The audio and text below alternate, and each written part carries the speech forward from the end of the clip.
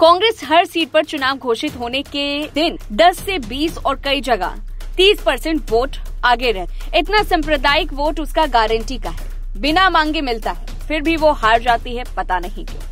महाराष्ट्र में महाविकास आघाड़ी के तहत उद्धव ठाकरे की शिवसेना ने एक मुस्लिम उम्मीदवार को टिकट दिया। इससे कांग्रेस नेता यूसुफ अब्राहिमी नाराज हो गए। उनका कहना है कि शिवसेना ने कम मुस्लिम उम्मीदवारों को टिकट दिया। उन्होंने मुस्लिम नेताओं और धार्मिक नेताओं की एक मीटिंग बुलाई ताकि शिवसेना का बॉयकॉट किया जा सके।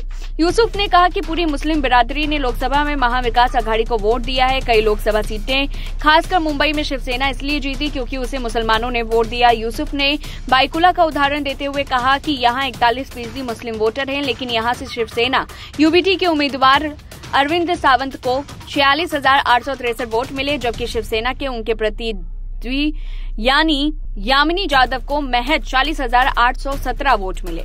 जाधव एक बार फिर बायकुला से पूर्व पार्षद मनोज जमसुदकर के खिलाफ विधानसभा चुनाव लड़ेंगे, जो सेना के उम्मीदवार हैं। बायकुला उन सीटों में से एक थी जिस पर कांग्रेस ने सेना के साथ चुनाव लड़ा था और अब्राहिमी इस सीट के लिए सबसे आगे थे। स्थानीय लोगों और समुदाय के नेताओं का कहना है कि वे आसानी से जीत जाते।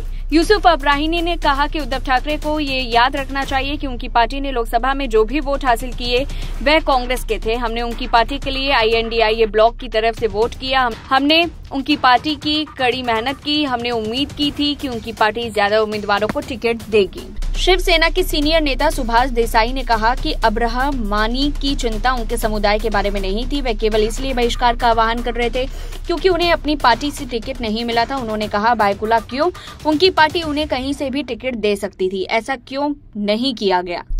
अब्राहिमी का कहना है कि मैं एक समुदाय के नेता के रूप में बहिष्कार का प्रस्ताव कर रहा हूं, न कि एक कांग्रेसी के रूप में। उन्होंने कहा अगर हाईकमान मुझे इस प्रस्ताव को वापस लेने के लिए कहता है तो मैं इसे वापस भी ले लूंगा, लेकिन मुझे यह भी लगता है कि शिवसेना महाराष्ट्र में एक धर्मनिरपेक्ष सरकार देखने की राहुल गांधी की इच्छा का फायदा उठा रही है।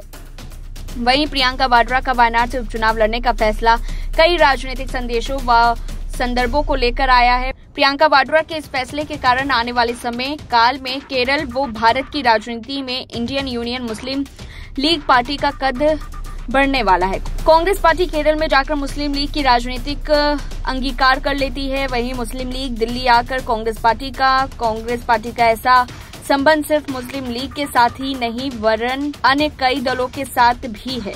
उनमें नेशनल कॉन्फ्रेंस भी है। जब कांग्रेस पार्टी जम्मू व कश्मीर जाकर नेशनल कॉन्फ्रेंस की तरह राजनीति करती है। कांग्रेस पार्टी वो मुस्लिम लीग का संबंध लगभग 4 दशक से भी ज्यादा पुराना है। कांग्रेस पार्टी केरल की राजनीति में मुस्लिम लीग की महत्वता को समझते हुए मुस्लिम लीग को हर प्रकार से खुश रखना चाहती है। कांग्रेस पार्टी को पता है कि मुस्लिम लीग की वैशाखी के बगैर कांग्रेस पार्टी केरल में उसी हालात में आ जाएगी जैसी वो बिहार, उत्तर प्रदेश या अन्य कई राज्यों में है। इस पूरी रिपोर्ट को लेकर के आपकी क्या कुछ राय है, कमेंट बॉक्स में बताएं। तब तक के लिए देखते रहें।